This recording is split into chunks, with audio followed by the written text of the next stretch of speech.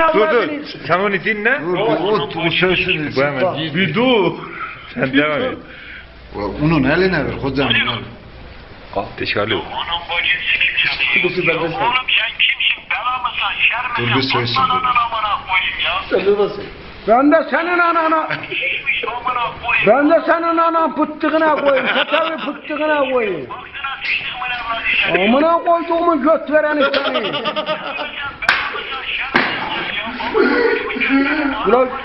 Burada benim ailemden başka bulamadım. Ben de senin pıttıgan koyayım. Ben de senin çıttıgan koyayım.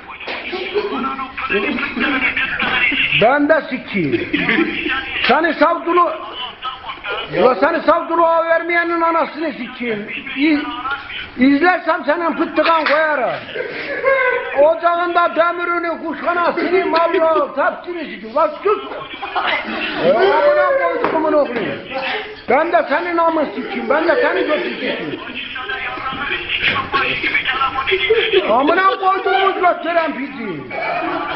Benim karıdan başka daha karı yok. Senin çıttıgan koyayım, çıttıgan koyayım.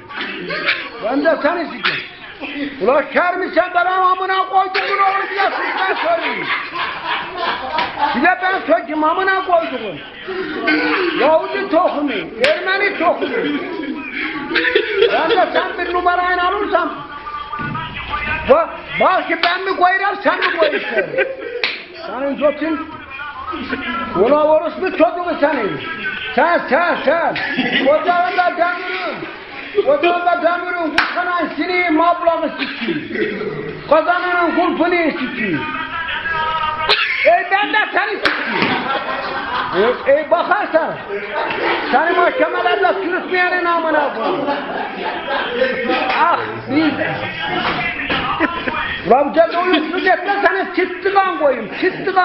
Ben de senin. Ha